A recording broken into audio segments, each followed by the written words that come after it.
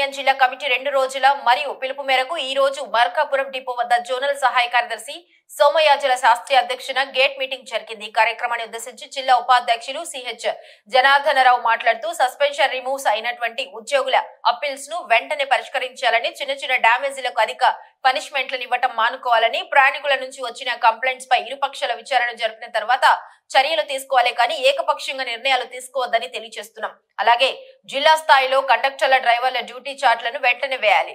ఉద్యోగుల పనిష్మెంట్లపై ఆర్టీసీలో సురేంద్ర బాబు VC and MD గారు ఇచ్చిన 2019 సర్క్యులర్ ను మాత్రమే అమలు పరచాలని డిమాండ్ చేశారు। ఈ గేట్ మీటింగ్ లో రీజనల్ ప్రచార కార్యదర్శి శేఖర్ నాయుడు, డిపో అధ్యక్షులు వెంకటేశ్వర్లు, గ్యారేజీ అధ్యక్ష కార్యదర్శులు రాజేష్, మోహన్ రావుతో పాటు అత్యధిక మంది పాల్గొన్నారు।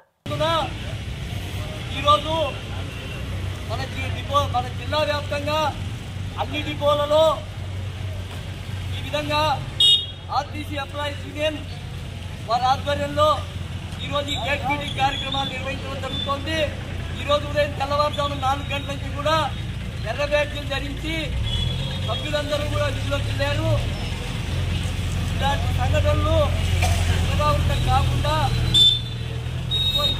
వెంటనే మన టీపీటీఓ గారు పరిష్కార మార్గంగా అన్ని నాయకులందరికీ ప్రజల్లోని అన్ని సమస్యలు కూడా వెంటనే పరిష్కరించాలని కోరుకుంటూ ఈ గేట్ మీటింగ్ ఉద్దేశించి మన జిల్లా ఉపాధ్యక్షులు మన యూనియన్ పరిష్కరించాలి, డిప్యూటీఓ గారి డిపోలోని సమస్యలను వెంటనే పరిష్కరించాలి, డిప్యూటీఓ గారి డిపోలోని సమస్యలు వెంటనే అప్పీల్స్ వెంటనే ఈ చిన్న సమస్యకు అధిక పనిష్మెంట్ ఇవ్వడం మానుకోవాలి, చిన్న సమస్యలకు అధిక పనిష్మెంట్ ఇవ్వడము రీజన్లో చార్ట్లు వెంటనే డిప్యూటీఓ గారి నిర్లక్ష్య వైఖరి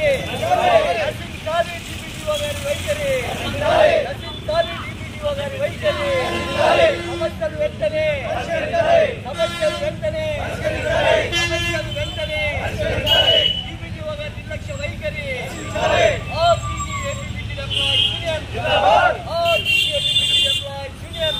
5 డిపోల సమస్యల గురించి మన రీజనల్ మేనేజర్ గారు పరిష్కరించినందువల్ల సమస్యలను మనము రీజనల్ వ్యాప్తంగా గేట్ మీటింగులు ఏర్పాటు చేసుకొని మన సమస్యలను తెలియపరచాలని చెప్పేసి మన రీజనల్ కమిటీ మీటింగ్లో తీర్మానం చేయడం జరిగింది। అందులో మొదటి రోజు ఈరోజు గేట్ మీటింగ్లో ముఖ్య అంశాలు ఏంటంటే మన రీజనల్ వ్యాప్తంగా చాలామంది ఉద్యోగాలు కోల్పోయి అప్పీల్స్ చేసి ఉన్నారు। వాటిని పరిష్కరించకుండా కాలయాపన చేస్తూ జీవోలు రావాలి, సర్క్యులర్ రావాలంటూ ఉన్నారు। కానీ పక్కన బాపట్ల, నెల్లూరు అన్ని జిల్లాలలో కూడా పరిష్కరించి ఉద్యోగాలు ఇచ్చి వాళ్ళ కుటుంబాలని ఆదుకుంటూ ఉన్నారు। కానీ మన రీజనల్ మేనేజర్ గారు మాత్రము ఎటువంటి అప్పీల్స్ కూడా చూడకుండా రిమూవ్స్ చేసినవి పరిష్కరించకుండా కాలయాపన చేస్తూ ఉన్నారు। 5 డిపోలలో ముఖ్యంగా చార్టులు వేయక 2 సంవత్సరాలు కావస్తుంది। అన్ని డిపోల్లో సమస్యలు పేరుకుపోయి ఉన్నాయి, ఖాళీలు వచ్చి ఉన్నాయి, ఫిలప్ చేయమంటే ఫిలప్ చేయలేదు, కొత్త చార్టులు వేయాలంటున్నారు।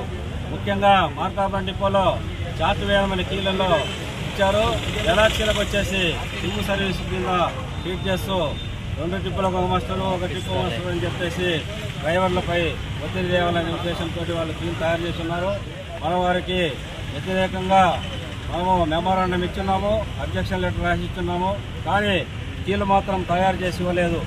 కానీ ముఖ్యంగా ఏంటంటే మన డిపోలో డ్యూటీకి వచ్చిన తర్వాత డ్యూటీ లేవని చెప్పేసి చాలామందికి కోర్సెల్వి ఇచ్చి పంపించడము, మళ్ళీ ఒకటి సింగిల్ డ్యూటీల కింద కట్ చేసి కలెక్షన్ రావడం లేదని మరుసటి రోజు ఏదైనా ప్రోగ్రాం పెట్టుకుంటే వారికి చాలా ఇబ్బందిగా ఉంటుంది।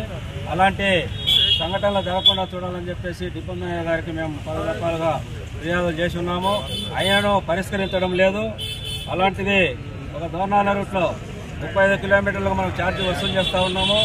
35 కిలోమీటర్లు అని చెప్పేసి ఆర్ఎన్బి ఆఫీస్ వరకు లెటర్ ఇచ్చినందువల్ల మేము అదే కిలోమీటర్ ప్రకారంగా సర్వీసులు ఇవ్వమంటే కాదు 33 కిలోమీటర్లు ఉన్నాయి అని చెప్పేసి ఒక టిప్పు పెంచారు। ఆ టిప్పు పెంచినందువల్ల కష్టపడి పని చేసినందువల్ల ఏమైనా కలెక్షన్ వస్తుందంటే కలెక్షన్ 10,000 వచ్చేది 7,000 8,000 వస్తూ ఉంది ఒక సర్వీస్కి। అలాంటి సర్వీసులు 14 సర్వీసులు డిపోలో ఐడెంటిఫై చేసి డిపో మేనేజర్ గారికి ఆ సర్వీసుల లిస్టు కూడా 2-3 సార్లు నేను కూడా డిఎం గారికి ఇచ్చాము, అయినా కానీ ఎలాంటి స్పందన లేదు। కానీ వారికి సుఖంగా డ్యూటీ ఉండడం కాదు కావాల్సింది, వారికి డబ్బులు రావడం అనే ఆలోచన కాదు. డిపార్ట్మెంట్ ద్వారా నష్టం జరుగుతుందనే ఉద్దేశంతో మేము చాలాసార్లు చెప్పాము. అయినను వాటిను పక్కన పెట్టేసి ఎలాంటి పరిష్కారం చేయడం లేదు. ఎంఎఫ్ గారు ఉన్నారంటే గ్యారేజీలో వారు ఇష్టం వచ్చిన వారిని ఏమో కూర్చోబెట్టి పరిష్కారం చేస్తూ ఉంటాడు, లీవులు ఇస్తూ ఉంటారు. ఒక ఎంప్లాయీస్ యూనియన్ మాత్రము పోతే ఆయన ఏదో శత్రువులాగా చూస్తూ ఉన్నారు. అది మానుకోవాలి. మీరు ఒక సూపర్వైజర్గా ఉన్నప్పుడు ఆఫీసర్ అయితేనేమి అందరికీ